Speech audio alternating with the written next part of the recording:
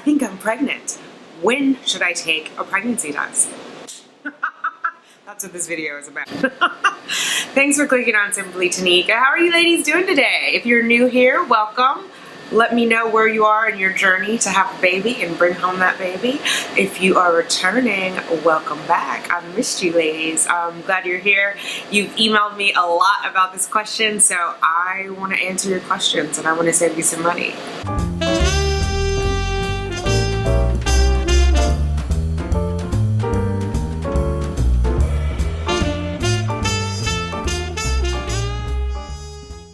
Let's get those babies, ladies. I see the crystal raindrops fall and the beauty.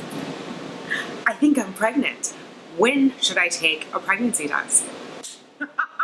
That's what this video is about. I get that question a lot, and I want to help demystify it, and so no one is wasting money on pregnancy tests or getting agita and anxiety from taking tests and it's negative and you might actually be pregnant, but it's too soon to start testing. So we've all seen these, right? First response can let you test 6 days sooner, can tell you 6 days sooner than your missed period. What does that mean? How do they know when my period's coming? How do they know how long my luteal phase is coming? Why do they need to know? They just want to sell me pregnancy tests, right? So they're going to tell me that because in some cases it's true and in some cases it's not. And it's up to me to figure it out. I get this emailed a lot. I get it in the comments below a lot. And then I ultimately have to ask you the question once you ask me, like, well, how long is your luteal phase? How long is your cycle? And then we can figure out when you should start testing. So I am going to talk you through a few things. But first, we need a board with some numbers. Oh yeah, it's about to get serious, but it's gonna save you some money and some agita, so check it out.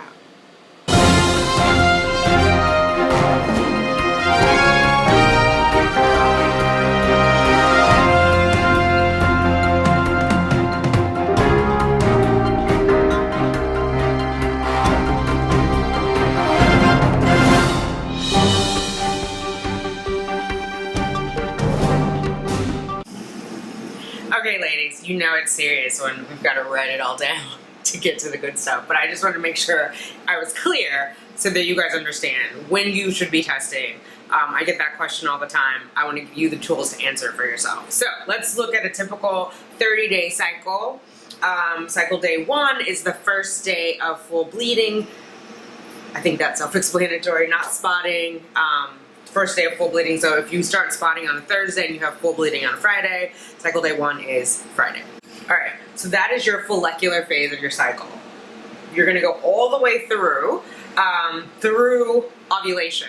FYI, fun fact, on the third day is when your uterine lining or your endometrium starts rebuilding itself for that cycle.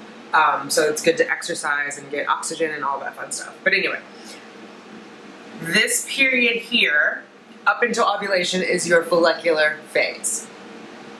The day of ovulation is ovulation, that's party day. So hopefully, you know, those 4 days before or 5 days before, you've had a chance to introduce semen into your uterus so that it can meet the egg on ovulation day or the day after. And then the day after that, the day after ovulation is the first day post-ovulation, or DPO.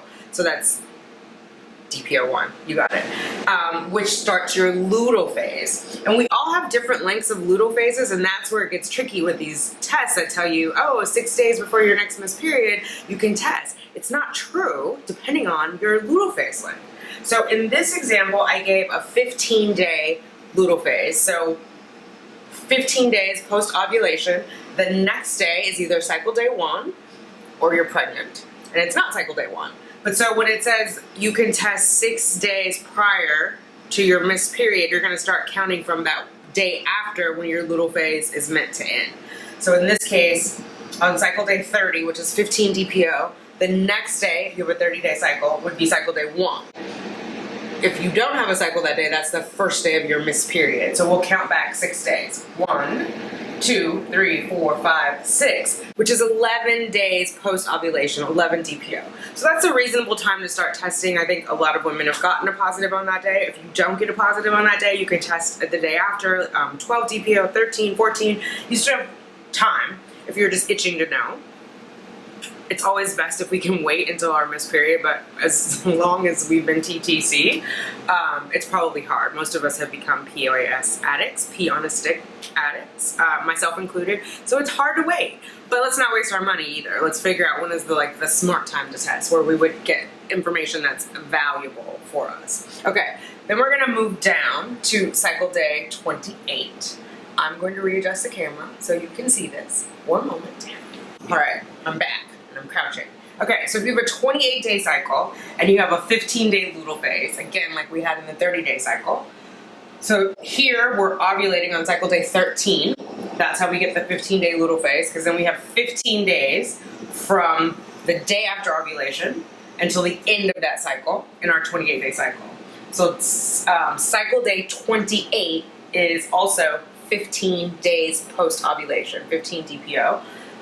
The day after is when we would start our cycle. So we'll count back from that day 6 for that test that says we can test 6 days before our next missed period. 1, 2, 3, 4, 5, 6. Again, we get 11 days post-ovulation. That makes sense. That's a good time to test. Wouldn't test any sooner. If it's negative, wouldn't count myself out. I would test again.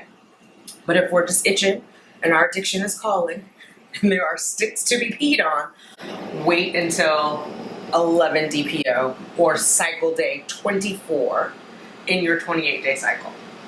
Make sense? Okay. Now I'm going to look at 2 26-day cycles that have different luteal phases. So this is where it's important to know when you ovulated, how long your luteal phase is. I learned how long my luteal phase is by doing basal body temperature, or BBT. I took my temperature every morning at the same time after 5 hours of sleep and no alcohol. And when I had a rise in my temperature, I knew that that was the day after ovulation. So that was 1 DPO. I ovulated the day before my temperature rose. Why does it rise? Because we get that progesterone. Progesterone comes, it heats up the body, temperature goes up, it's detectable on the thermometer. If you're interested in BBT, you can do it vaginally, you can do it orally. I have a video on tips, I think 3 tips of temping, and I will link that here, I think. No, I'll link it here. Yeah, temping, I highly recommend in the beginning. For me, it got stressful, and so I stopped doing it. I learned the information that I needed to learn, and then I started doing medicated cycles, and so it was very controlled, my day of ovulation. So then I would just count from there to know how long my luteal phase was. Does that make sense? If not, leave me questions down below. Okay, I'm gonna move the camera again so we can look at the 2 26-day cycles that have different luteal phase lengths. All right. Hi, ladies. Okay, we're back. Camera's been moved. Okay, so 2 26-day cycles. I'm doing this to help illustrate that it's the difference of the luteal phase that matters, not the cycle length. And that's where some ladies I'm finding are getting a little caught up in the apps, because they'll put in the app that they have a 26-day cycle. You could have a 26-day cycle and still have different luteal phases. And it matters on when you ovulated. Typically in our cycles, the first part of our cycles, the follicular phase, can vary. Depending on how stressed you are, what's going on, your ovulation can move. The end of our cycles typically does not change, the luteal phase. I worked with my acupuncturist to lengthen my luteal phase. When I first had my miscarriage, I was at 11. Now I'm at 14, 15 day luteal phase. But typically that stays the same. So if you know what that luteal phase is, that helps determine when you should test. And again, you have to know when ovulation happened, because ovulation is what triggers then the first DPO, which is the beginning of the luteal phase. So in this first cycle, the 26-day cycle, our friend here, our family member, is having her ovulation on cycle day 15. Her cycle is going to end on cycle day 26. So the days after 15, 1 DPO, through the 26 gets us to 11 DPO. So she has an 11-day luteal phase. Cycle day 1 would be the day after that if she's not pregnant. So we'll count backwards from there. 1, 2, 3, 4, 5, 6. That is 7 DPO. 7. That's kind of early to be testing. Even though that test says 6 days before your missed period, 7 DPO could be implantation day. So you're wasting a test. So in this instance, for our sister, we would recommend for her to wait until 9 or 10 DPO. She could wait till 11. She could wait for a missed period, but we know we like to be on 6. So I would say 9 is probably a good day for her to start if she's just itching to test, which is cycle day 24, 9 DPO. During this 26-day cycle with an 11-day luteal phase. Okay, makes sense? So then let us go down to this one, this other 26-day cycle.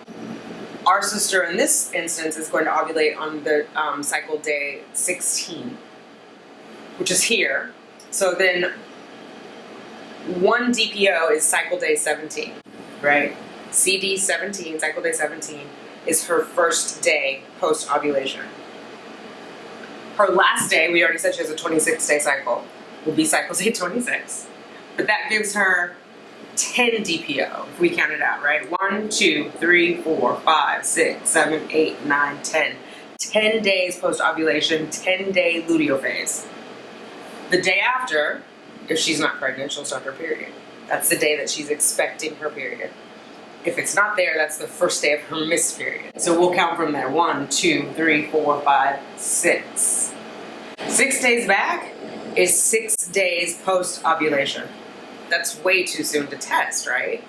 We know that the egg is probably not implanted yet, or it's just started to implant. It's got to change. It's got to go down the fallopian tube. It's dividing. It's going from morula to blastocyst, or maybe backwards. If it's wrong, I'll fix it here, or I'll fix it here. But it's got to change, divide, do all those lovely things before it falls into her uterine lining, her endometrium lining, and starts to snuggle in and implantation begins. Only after implantation begins is that HCG going to start being emitted into her bloodstream. The HCG is what the pregnancy test is looking for. So testing at 6 days post-ovulation, in this instance when you have a 26-day cycle and a 10-day luteal phase, it's just a waste of pregnancy tests. And you're going to give yourself angst and anxiety, and it's already enough when we're TTC. Don't do that to yourself, though. Wait until 9 DPO, which is cycle day 25. My recommendation. You do what you want to do. It's your money. It's your time. But in the interest of protecting your heart and your dollars and everything else, I would recommend that you wait until cycle day 25, which is 9 DPO. So hopefully that makes sense, because I got a lot of questions about when should I test, what do you think, what's going on. It's going to depend on what day you believe you ovulated and how long your luteal phase is. And then you work backwards from there. Some of those tests, also the HCG detection is different. So I think on the 6 DPO, or I'm sorry, the one that says 6 days before your missed period, that one has a low threshold, and I found a study, I'll put the link in the description box below, where that study says it will detect like less than 10 of your HCG, which is amazing. Some of them are 10, 15, 20, 25. Some of them are 60 on the digital test. It's a much higher threshold, so you're not probably going to be able to find any HCG that will trigger that test before your missed period, if that makes sense. It might be there, the test just can't pick it up. So the test is saying no because it's lower than what the test is looking for. So hopefully that helps. You guys have asked me a couple of times, or a couple of you have asked me a few times, like, when should I test? What do you think? And so that's kind of the guideline that I recommend you use. It's depending on when you ovulated and how long your luteal phase is, and you know, how long you can wait to be on a stick. All right, ladies, thanks for hanging out with me. I hope you are well. Baby, that's to you all. I see the crystal raindrops fall, and the beauty of it all is when the sun comes shining through to make those rainbows in my mind. When I think of you sometime, and I want to spend some time with you.